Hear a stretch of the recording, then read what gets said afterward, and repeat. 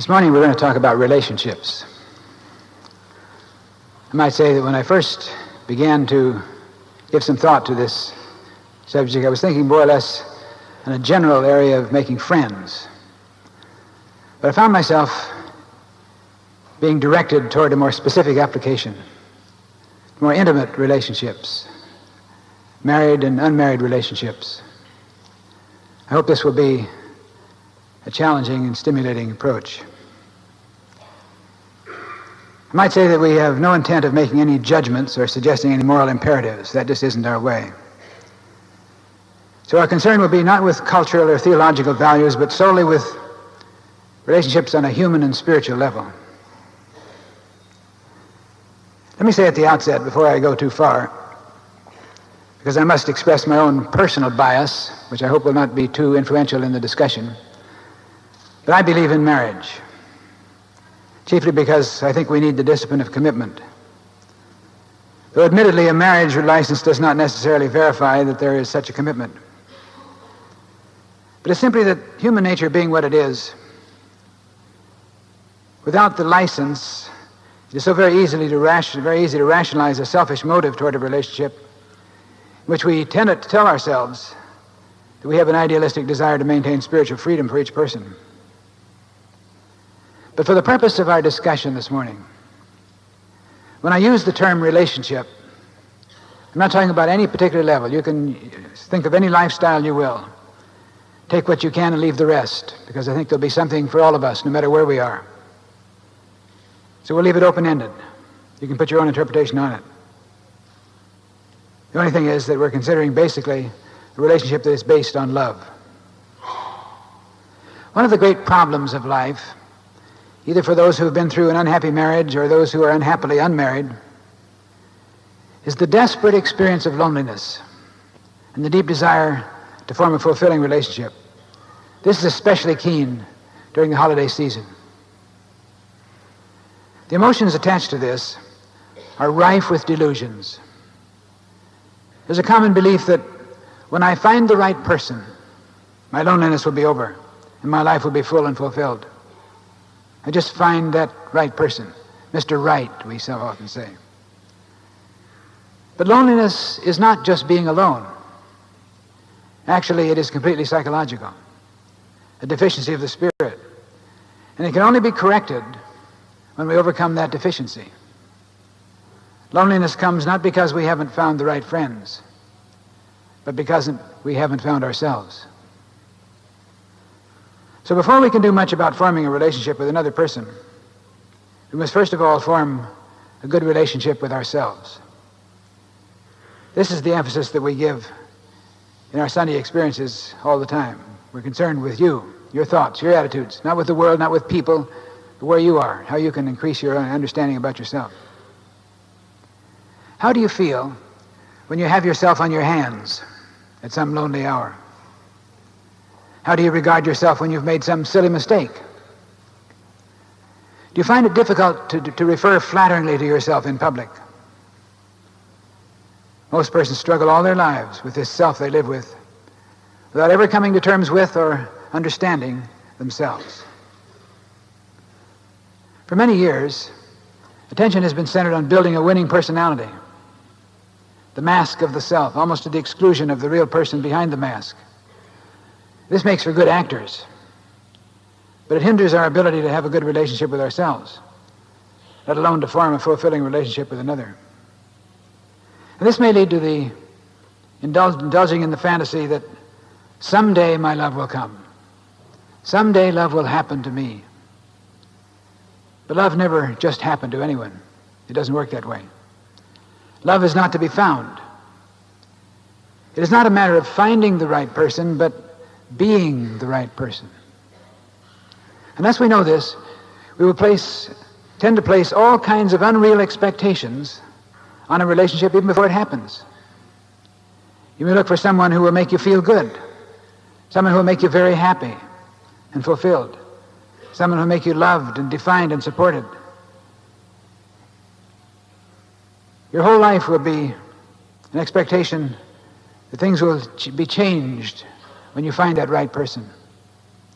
And you hold up this burden to lay on the person you dream of coming into your life, an expectation that no one can meet. Of course, it is a very selfish motive for forming a relationship, coming out of the emphasis on your own inadequacy as a person. It's important to get back to basics. You are a wonderful, capable, beautiful person in your transcendent self. This is the root of you. This is the heart of you. You may not know it. You may frustrate it. This is what you are. And your basic need is not to be loved, but to love. You want someone you can share a mutual experience of growth with. Two people have a good grounds for a relationship if each one celebrates what he does have in life without creating unreal expectations on the other to make up for what he does not have. In other words, what you are not should never be a factor, only what you are. In the classic romantic related courtship, we tend to be backed into a completely unreal image which we fearfully hide behind. We could call it the movie star syndrome. The man seeks to wear a special mask like the Robert Redford mask, or if you date yourself, the Clark Gable mask. The woman seeks to wear a Farrah Fawcett Major mask, or again, if you date yourself, a Clara Bow mask. But we tend to seek to project or to cover ourselves with the image of a certain current movie star syndrome.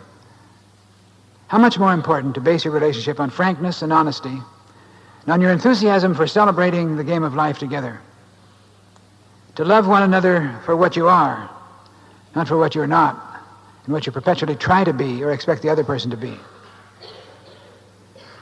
One of our very serious problems is that many of us operate from a great deficiency of love, perhaps more than they're willing to admit it or more than know it.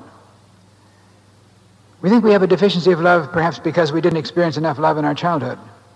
We tend to blame our parents, our teachers. And we hunger for this love experience. Again, we fully expect it to come from someone else that will come into our life at some time. And we live continuously with this longing for love. It's a motivation that is at the root of so many of the things we do and the things we feel and things we don't do. We're always on the lookout for someone who may seem able to accept and love us, which leaves us with tremendous confusions. Because when someone comes along who seems to express the thought that he loves us, it's a momentous occasion. We tend to reach out and grab it so it won't get away. And at this point, many persons are swept up into a relationship confusing love with a feeling of flattery. As a student of truth, it is important to get the realization that you live at the very heart and center of the universal love. So the need is to give way to love, to release something from within yourself which is already there. Thus to love yourself, to let God love you, and to let God be God in you, and let love be love in you. In this way you tend to clear away all the emotion-backed demands that other people be different from the way they really are, which creates so many of our problems. We often romantically refer to being in love. But before you reach for an outer relationship, it's important to get the realization that you're always in love. You're always in love. Love is always in you. You live in love. Love is the milieu in which you experience life. You're in love with all people. You're in love with everyone. We're in this consciousness of love together. Maybe a play on words, but it's a very important realization. It's a starting point. You don't have to wait till you fall in love. You're in love already. You're in love with life. You're in love with all persons. It's a wonderful realization that can work wonders for your relationship with yourself.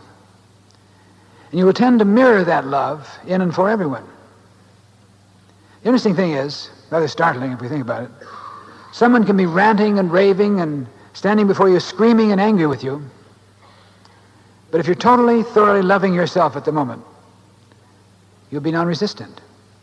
And you will tend to see that person as loving you in the best way that he knows how now, startling as it may seem. And you will see the message of love behind the words that he so vituperaously expresses. If you're completely established in the consciousness of love, you project love to everyone all the time, not just when they're loving. Of course, that's the height of spiritual consciousness. I think we could probably agree that most of us live just a little bit below that awareness.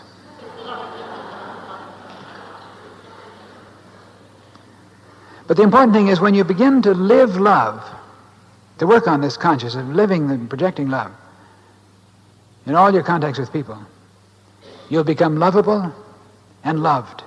And you'll no longer be lonely. And you'll become attractive and socially acceptable and opening the way for many friends and companions. And into this flow of relationships will ultimately come a special person with whom you can experience a special kind of mutual love. Many years ago, I had some talks with a young man, a police officer, who had a yearning to form a good relationship. Somehow nothing seemed to work for him. He was tall and good-looking, seemed to have everything going for him. But as we talked and discussed his whole life, I discovered that he was harboring some deep feelings of bitterness and prejudice, which were blocking his own inner flow. It was then that I had the inspiration, this was a long time ago, to declare that before one might find the right relationship in life, he must develop a good relationship with himself. This young man was sincere. He was really working at this truth. He was self-honest. So he applied himself to getting centered in the flow of love, and he worked at it over a period of time. And he began to feel good about himself, which is a tremendous step in growth. Things began to happen. First of all, in his work. We're whole people, you see, and things can't work in one area without it working in another. He was transferred to the youth bureau of the police department, where he devoted all his efforts to working with teenage delinquents. It was his right place.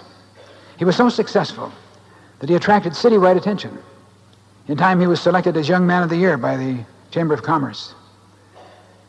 He was hounded by reporters who always want to know, what's the secret? How did you do it?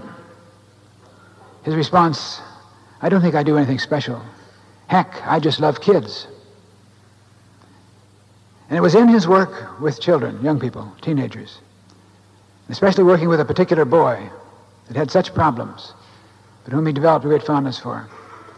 He got to know the boy's young mother, an attractive young woman with whom he developed a relationship that ultimately led to marriage, an extremely happy life.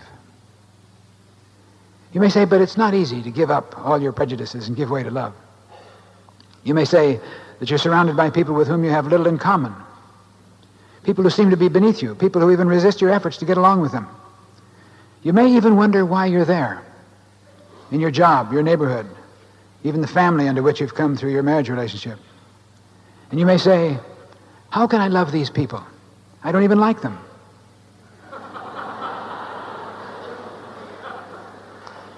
But you see, it's important to remember, and we often forget this, that love is not an intensive of the verb to like.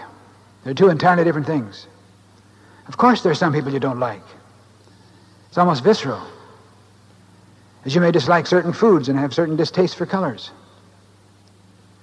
You may not be able to help what you like, but you can help what you love. Liking is a feeling. Love is a willingness to let love flow forth through you in the direction of your involvement.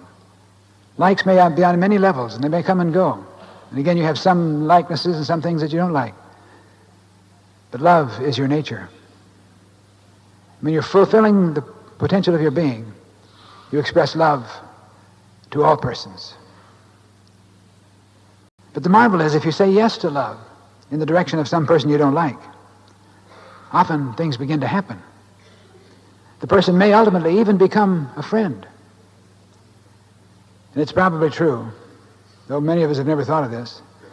Some of the most beautiful relationships of your life never happen, simply because you do not exercise the freedom to love, thus releasing the possibility of a transcendent communion. And a very interesting point, this may be a little surprising. When you get the awareness of being in love with everyone, you're in this consciousness of love, and you project this love to every person, suddenly, in a way, you can no longer use the fact that you love someone as the basis for your involvement in a relationship with him, because you're in love with everyone. You may say, but we fell in love. What does this mean? It's the easiest thing in the world for two people to fall in love with each other. Two lonely people. Two people who are hungering for a relationship. It's easy to fall in love. Falling in love is a romantic fantasy. In most cases, it is a falling from love in an unsettling emotional frenzy. Thomas à Kempis once wrote, "The person who seeketh his own falleth from love." So we tend to fall in love or fall out of the flow into an emotional, physical, even sexual feeling. But if you don't use love as the criteria of the rightness of a relationship, what do you use, you may think? There are about 4 billion people on Earth. Who do we choose as the one to become involved with? Suddenly you realize that love is not two people looking moony-eyed at one another, but rather two people looking out the same window together.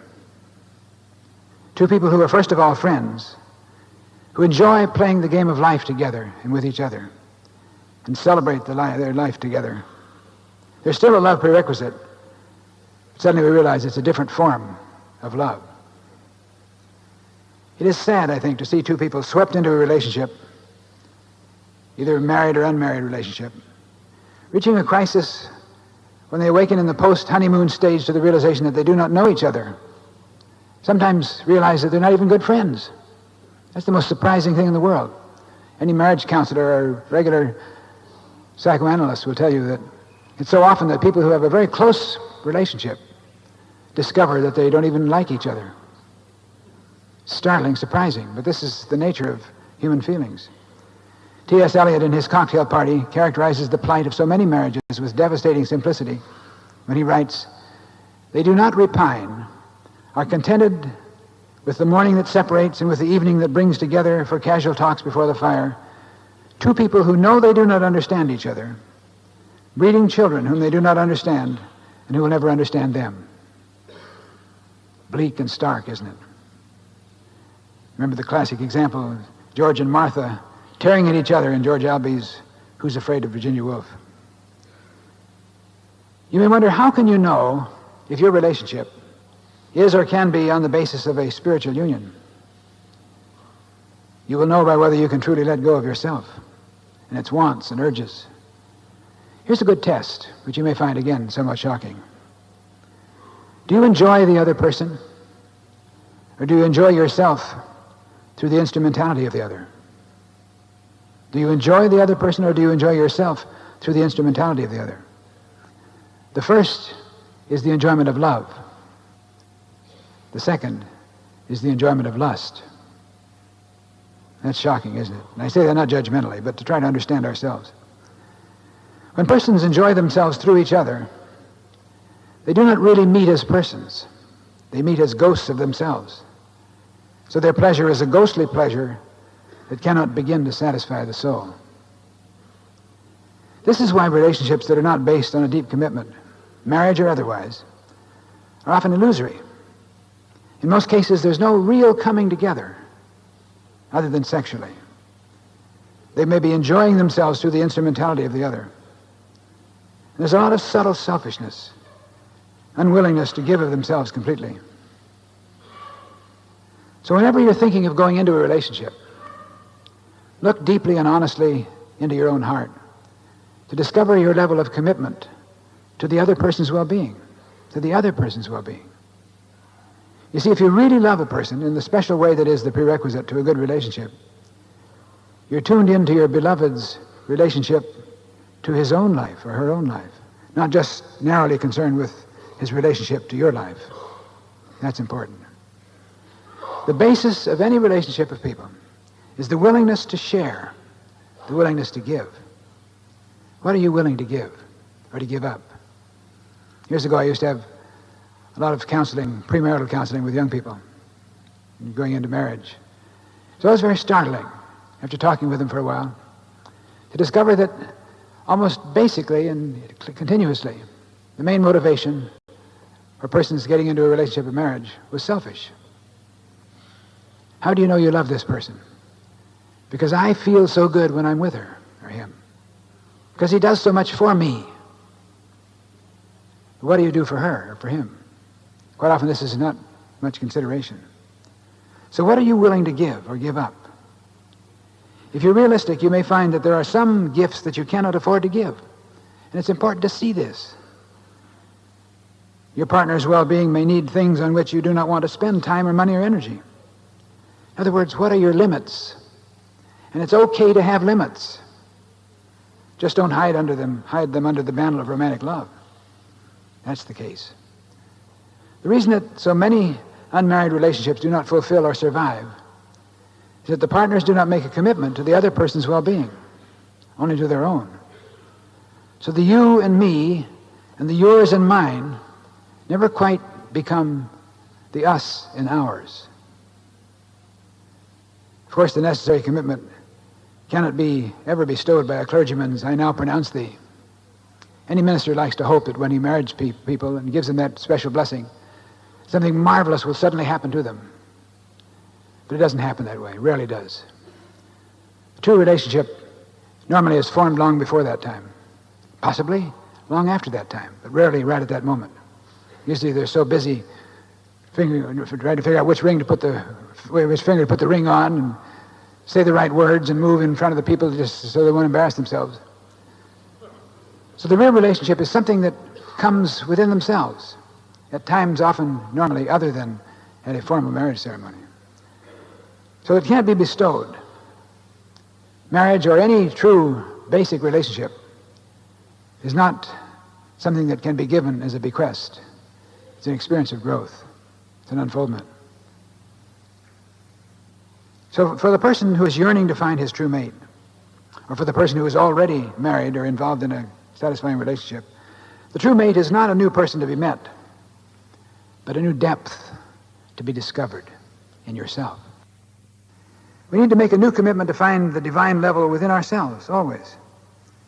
And to the degree that we do this, we will draw to us the supportive relationships or draw the supportive love from the present relationship. Now, a very important point to take into account in choosing and forming relationships, since people are by definition different from each other, it is inevitable that people will sometimes come into conflict. As I've often said, perfect people don't get married. Perfect people don't need a relationship. Perfect people are perfectly secure within themselves. They're sufficient under their own experience.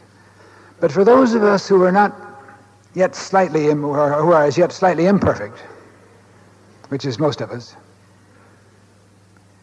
it could be said that where there are no differences in a relationship, there must be some indifference.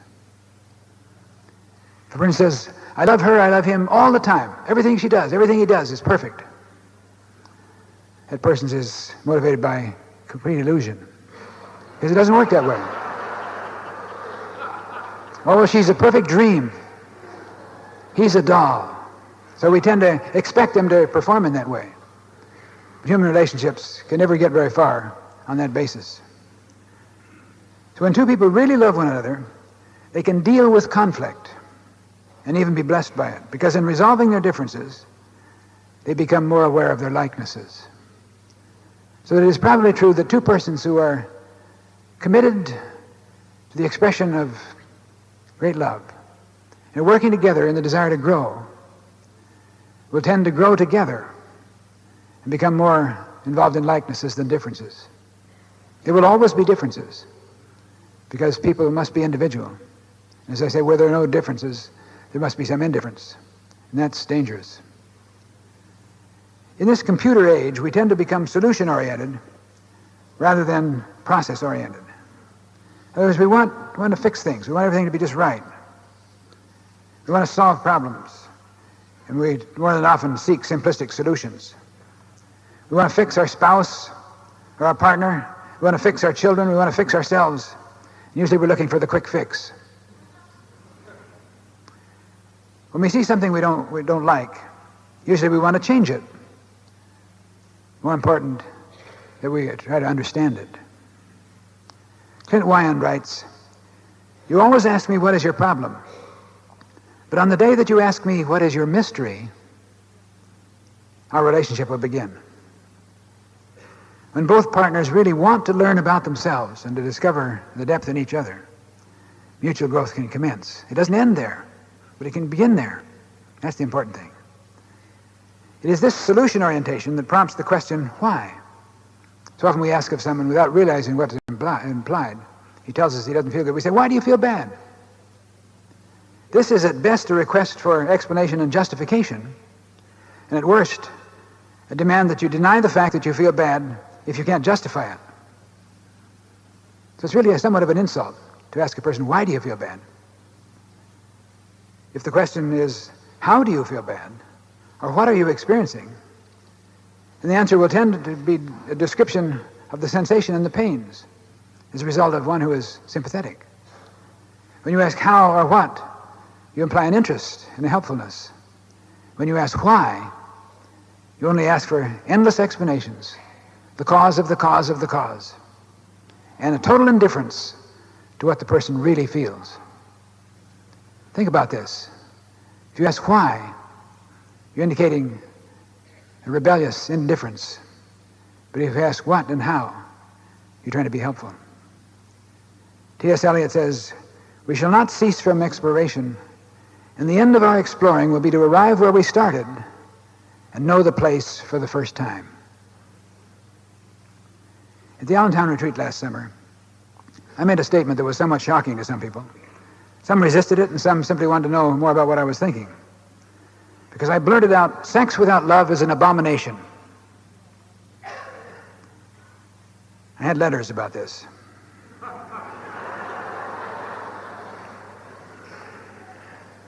And some people courageously, in person, asked me to comment further about it. And I suppose my language was a little strong. But it did serve to get attention. But I had no intent to make a moral judgment, because that's not my way. It might have been implied in that. I wasn't commenting on the sanctity of marriage as opposed to the immorality of unmarried relationships. But I was dealing rather with the person's relationship with the law of his being. I'm concerned with you, with the person, where you are, what your thought is, what your feeling is, how you're dealing with life and with yourself. Every person is spiritual in nature, but human in experience. It's good to know this about ourselves, to admit it, with a built-in yearning to fulfill our potential as a creature of love.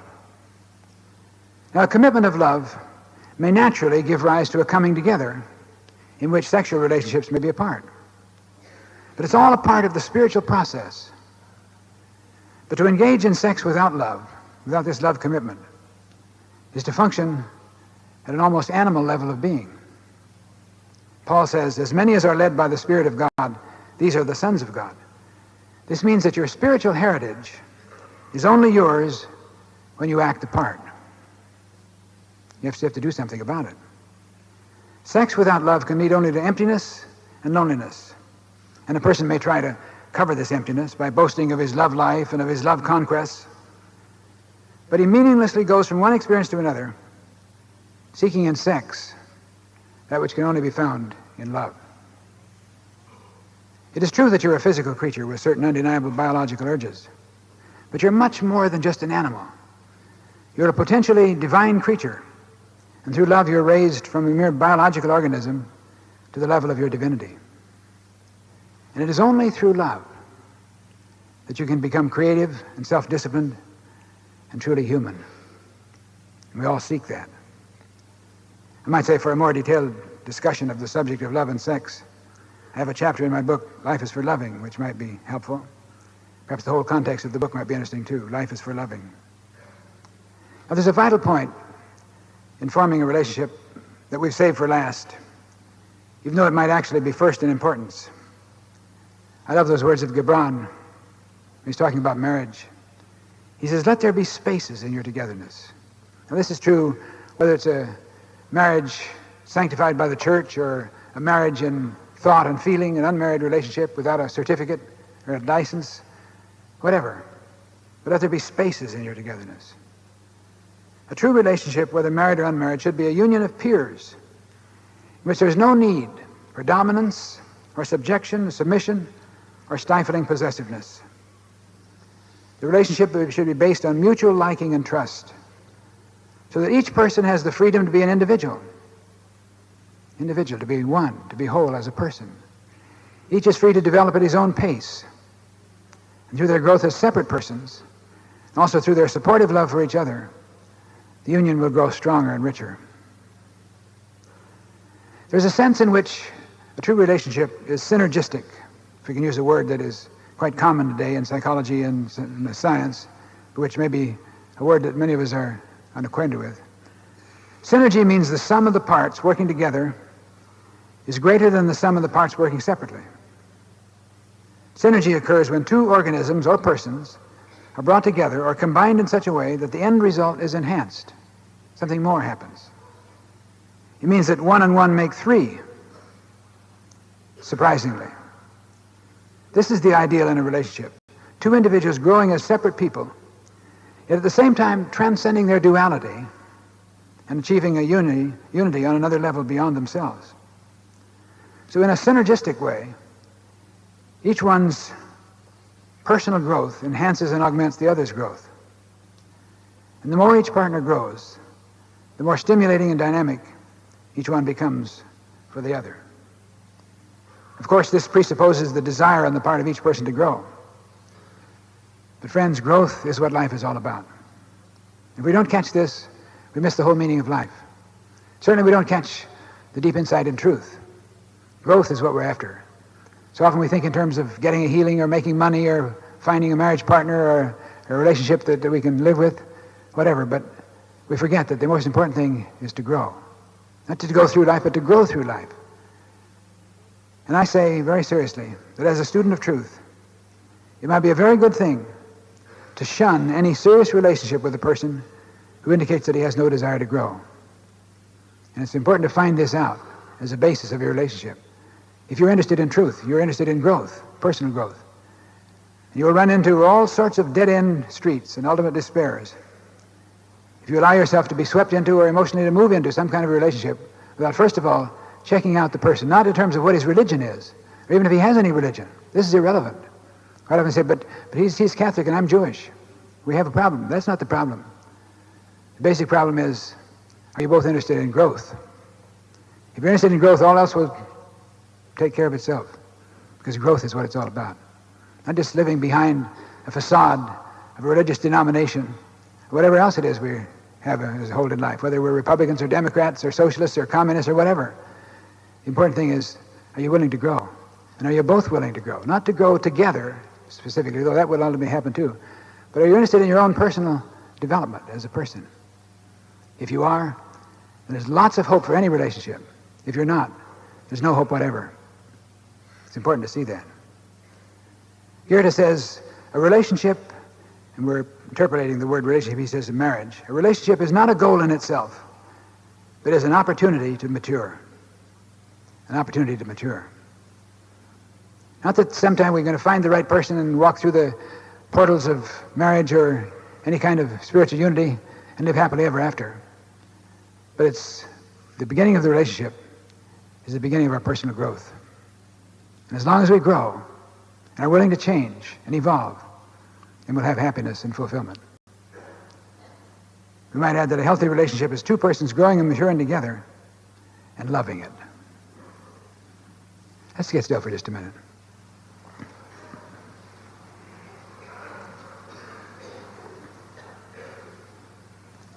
I want us, first of all, to just reflect upon the realization of universal love.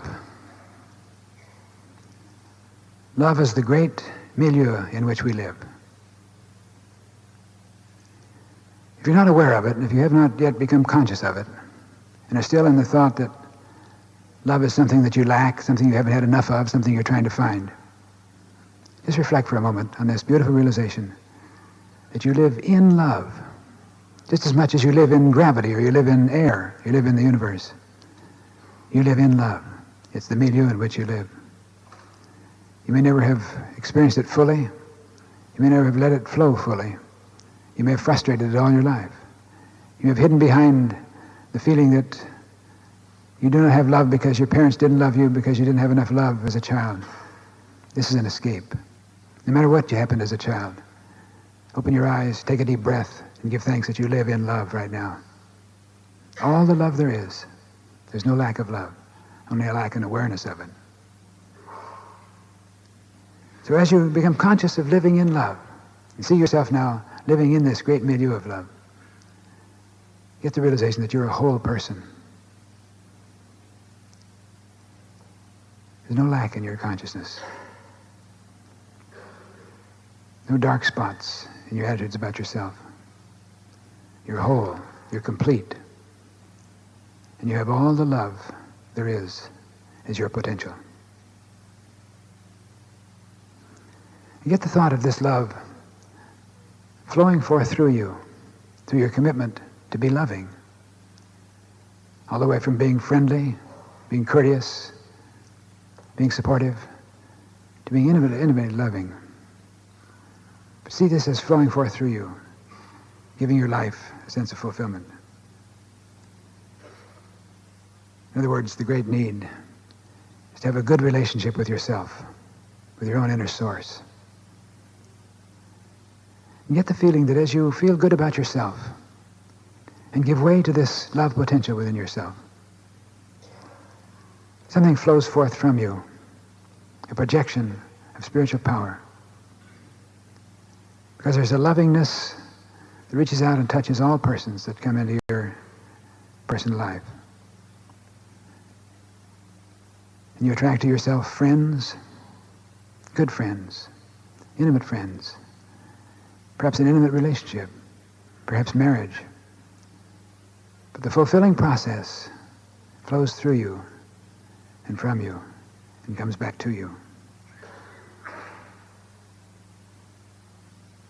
And your whole life is full and whole and complete.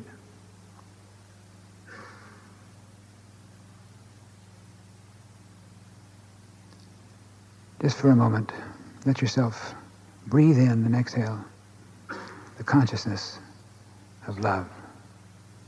Love in its universal sense. Love that is totality, wholeness. Love, love, love.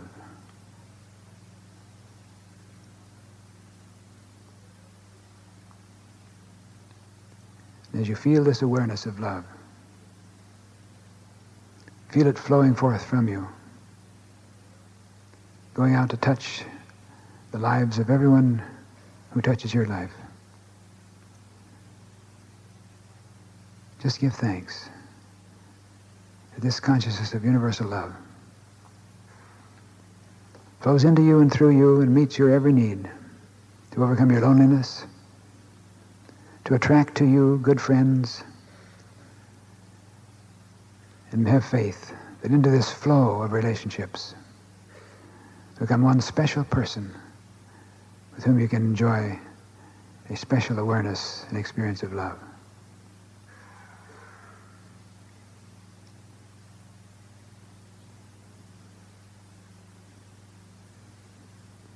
And then know that at this point, this is not the end of your search, but the beginning. In whatever your relationship, give thanks that it is a good opportunity, a wonderful opportunity to grow as a person, to become more mature. So together, with a feeling of gratitude, let's give thanks for the truth that makes us free.